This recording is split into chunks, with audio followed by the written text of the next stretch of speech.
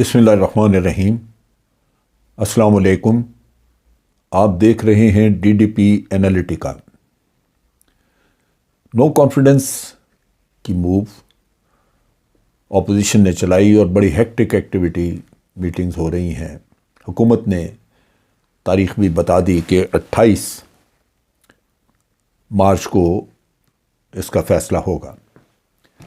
بہت سارے ناقدین یہ کہہ رہے ہیں کہ 23 مارچ سے پہلے ہی فیصلہ ہو جانا چاہیے تھا، تاکہ 23 مارچ کو جو OIC کی کانفرنس اور ہماری پاکستان ڈے پریڈ ہے، یہ کوئی نیا آدمی یا جو بھی اس وقت پرائم منسٹر ہوتا وہ چنتا، وہ اس کو پریزائڈ کرتا۔ بات یہ ہے کہ 28 تاریخ سے پہلے یہ تو کہنا مناسب نہیں اور مشکل نہیں کہ عمران خان پرائم منسٹر نہیں ہوں گے تو کوئی اور ہوگا یا نہیں ہوگا، یا یہی پرائم منسٹر ہوں گے۔ لیکن ایک چیز ضروری ہے کہ 28 تاریخ کو جو کچھ بھی ہو اس سے پہلے 23 کو چونکہ OIC کانفرنس ہے جس میں غیر ملکی مہمان بہت ہوں گے، اس میں عمران خان ہی میرا خیال میں مناسب چوائس ہوگی کہ وہ اس سارے معاملات کو وہ چلائیں، ہینڈل کریں۔ ان کا انٹرنیشنل امیج بہتر ہے۔ باقی جو ہمارے حضرات جو دو خاندان ہیں ان کو کون نہیں جانتا، ان کے بارے میں سب پتہ ہے، لہٰذا امیج انہی کا بہتر ہے۔ اور پھر ویسے بھی اسلامی دنیا میں ایک وقار ہے جہاں وہ لوگ سمجھتے ہیں کہ عمران خان نے اسلام فوبیا کے بارے میں اور اسلام دشمنی کے بارے میں پوری دنیا میں آواز بلند کی اور اس کے نتائج بھی ہمارے سامنے ہیں۔ لہٰذا یہ ضروری ہے کہ، اور میں سمجھتا ہوں کہ اچھا فیصلہ ہے کہ 23 مارچ تک کوئی ایسی موو نہیں ہوگی اور اس کے بعد 28 کو ہوتی ہے تو دیکھا جائے گا۔ یہ ساری چیزیں اپنی جگہ پہ، لیکن اس کے ساتھ ساتھ سازشیں، ایک سازشی تھیوری یہ چلائی جا رہی ہے کہ آرمی چاہتی ہے ان کو ہٹانا، آرمی میں بھی آرمی کے عام لوگ نہیں چاہتے، لیکن چیف آف آرمی اسٹاف چاہتے ہیں کہ عمران خان کو نو کانفیڈنس کے ذریعے ہٹایا جائے۔ یہ میرا خیال ہے اس طرح کی چیزیں پھیلانا یہ 5th جنریشن وار والا دکھ ہے، ورنہ تو اس میں نہ کوئی حقیقت اور نہ ہی ایسی بلا وجہ کی افواہیں پھیلانی چاہیے۔ نو کانفیڈنس بنیادی طور پہ ایک آئینی عمل ہے اور اس میں سیاستدان ہیں آپ کے، اگر آپ نے اچھے لوگ الیکٹ نہیں کیے تو آج وہ خرید و فروخت ان کی ہو رہی ہوگی، اگر آپ نے اچھے لوگ الیکٹ کیے تھے تو وہ اصولوں کی بنیاد پہ فیصلہ کریں گے۔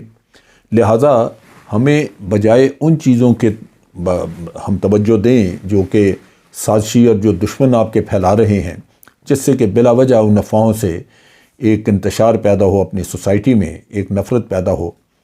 اس کی بجائے ہمیں ایک پروسیس پہ توجہ رکھنی چاہیے جو کہ مکمل طور پہ ایک آئینی پروسیس ہے۔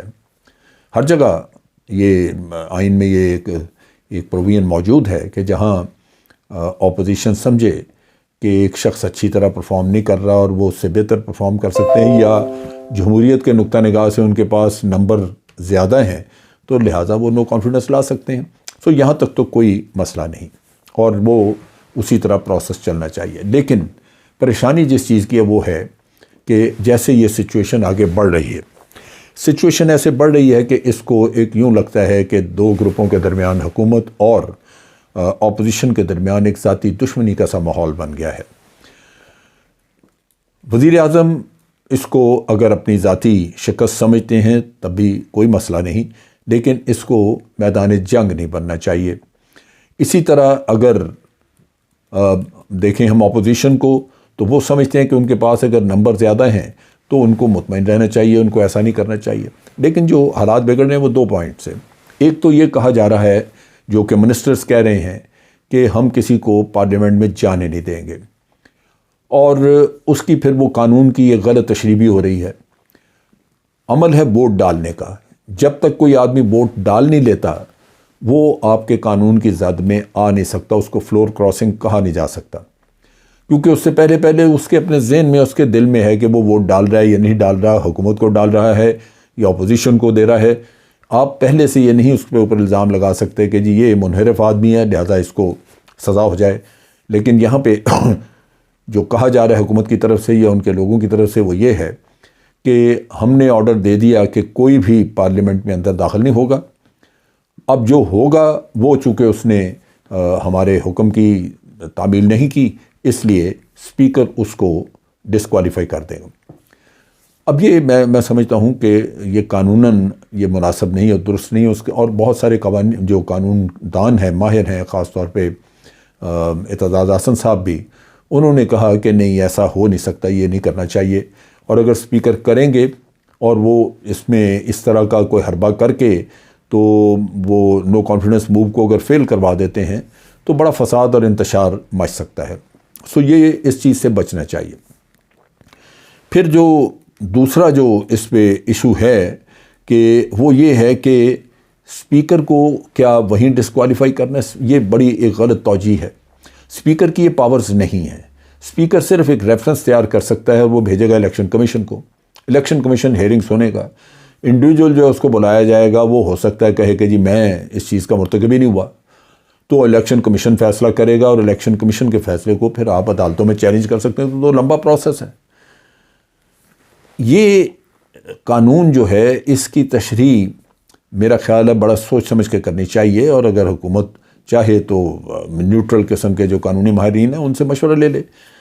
یہاں مشکل یہ ہے کہ عمران خان کے لیے ہمیشہ یہ مشکلات پیدا ہوئی جو ان کے مشیر غلط مشورے دیتے ہیں، اور آپ غلط مشوروں پہ عمل کر جائیں تو پھر آپ کے لیے آئندہ رستہ بند ہوتا ہے، یوں لگتا ہے کہ آپ بند گلی میں چلے گئے۔